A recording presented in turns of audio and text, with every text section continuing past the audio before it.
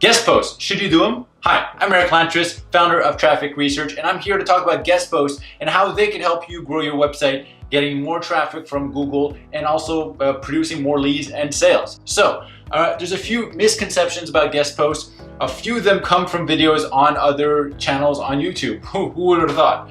So, if you've seen other videos talking about guest posts, this is going to clear up a few misconceptions. One big misconception I hear a lot is that you need to do guest posts for a very long time to see results. This could not be further from the truth. In fact, I have a case study that I did inside Traffic Research where I have one guest post give a massive bump in traffic. One single guest post produced significant ranking increases. Not hundreds, not doing guest posts for many years, one single one.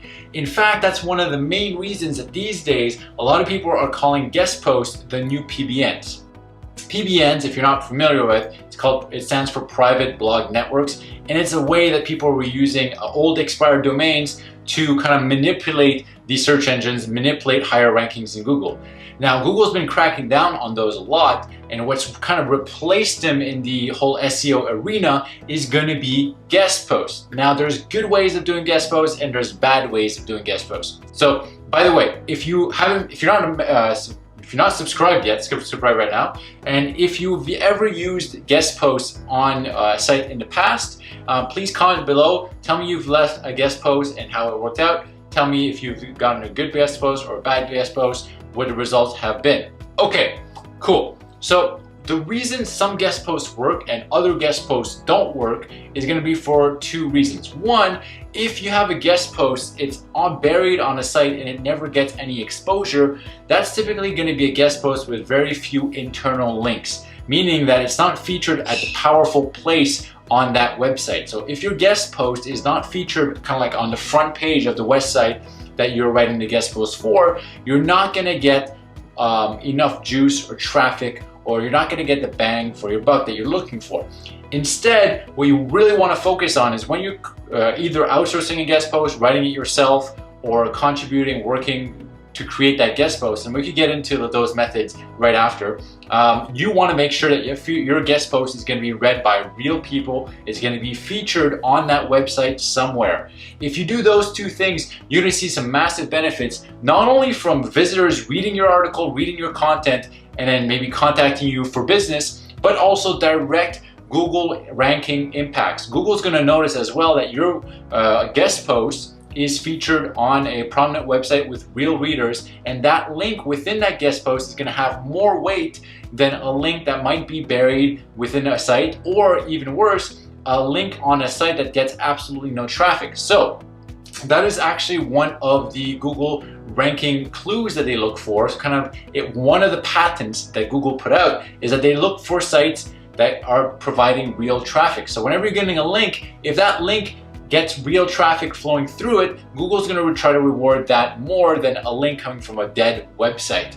So you could get direct benefits from having guest posts. Now, there are more benefits to having guest posts, such as additional exposure. People will see that you've written for big websites and so forth, but you could get direct and immediate benefits from guest posts. Also, once again, just a misconception that you need hundreds of guest posts or like doing guest posts for a long period of time is completely false. I did a guest post at Lifehack, and that gave me an immediate boost in rankings and traffic to my website. So guest posts are good. They are not to be underutilized. They're not to be underestimated, but there are a few bad ways of doing guest posts. First of all, you want to make sure that when you're doing a guest post, you're getting a do follow link back.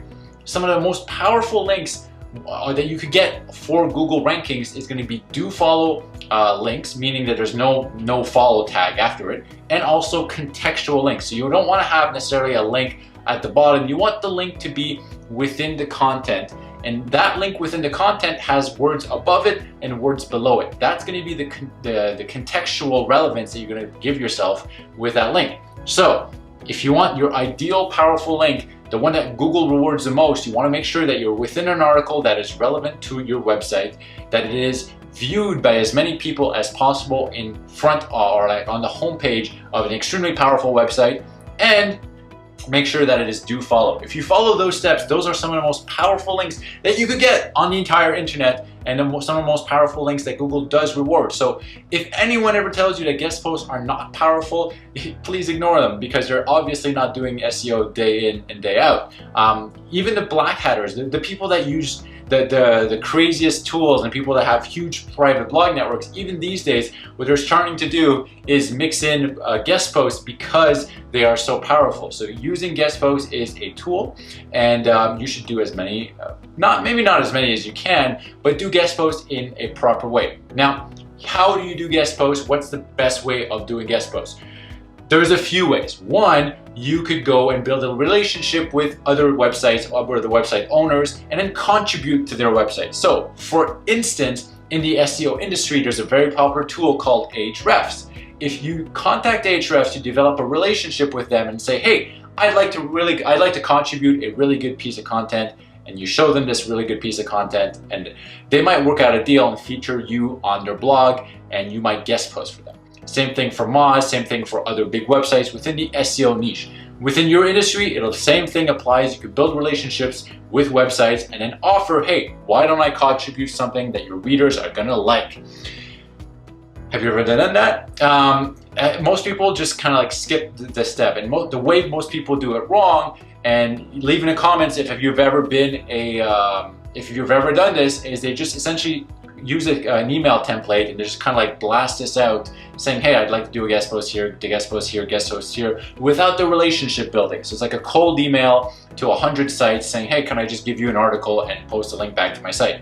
That doesn't work. If you build a relationship first and then you specifically go after a website, that does work. But if you just blast out a template of emails requesting that you post your article in there, that does not work. The other alternative is sometimes you can become a contributor on websites, a semi-part-time contributor on very large websites. They have contributor forms. So you can apply and become a contributor on those websites. For instance, I used to be a contributor on Engadget, where I used to just contribute on a semi-regular basis to one of the biggest tech websites in the world. So that was another way you became a contributor. Another way of having guest posts featured is sometimes you contact people who are already contributors, or you contact journalists. There's a great website out there, People Per Hour, that you could look up guest posts, and some of them are going to be bad. Some of them are going to be what I first described. They're going to be the shady ones that are not really guest posts or featured at the bottom of the pile. They're hidden within the website, but you can get some real like homepage guest posts using that website. So look up guest posts, and you can just pay someone to write a guest post or help you get a guest post on those websites.